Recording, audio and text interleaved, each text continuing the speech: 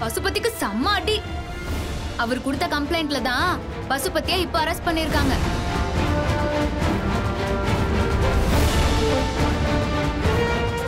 ஆளு கொஞ்ச நாளா தலைமறைவா தான் இருந்தாரு. இப்போ பசுபதி எங்க இருக்காருன்னு தெரிஞ்சதும் போலீஸ் வந்து கூட்டிட்டு போயிட்டாங்க. இவ்ளோ தெரிஞ்சதுக்கு அப்புறமா எப்படி நிச்சயம் நடக்கும்? அதான் நினைச்சு. இவ்ளோ நடந்திருக்கு, எங்க கிட்ட ஒரு வார்த்தை கூட நீ சொல்லவே இல்லையேடி. இவ்ளோ நடந்ததுக்கு அப்புறமும் தம்பி ஏன் பசுபதி வீட்டு நிச்சயத்துக்கு ஒத்துக்கணும்? லவ்னு சொன்னதுனால அவர் ஒண்ணுமே சொல்லல பாட்டி.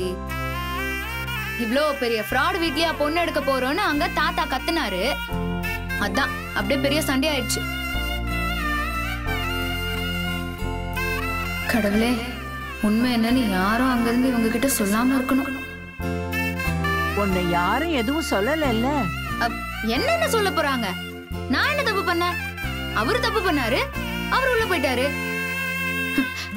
இப்படி ஒரு கடத்தல்காரன் குடும்பத்திலயா பொண்ணு எடுத்தோன்னு அவங்களுக்கும் வருத்தம் இருக்கும்ல.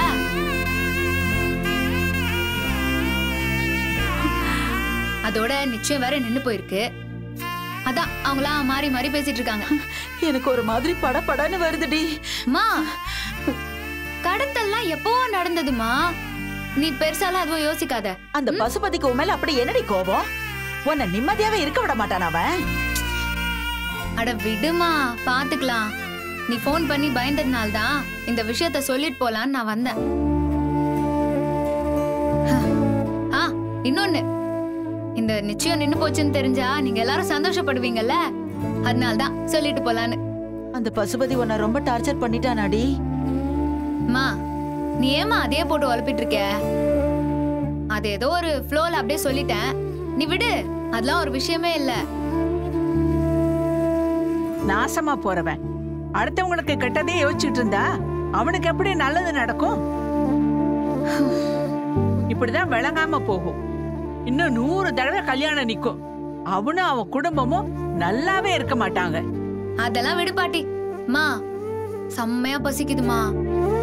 சாப்பிட ஏதாவது இருக்கா? சாதம் இருக்குடி.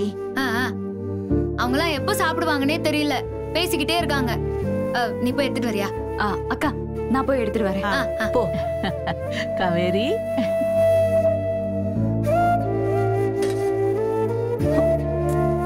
நிவின் எஸ்கேப் ஆயிடுவாருன்னு நினைச்சேன். நிச்சயம் அப்படி நின்னு போச்சு.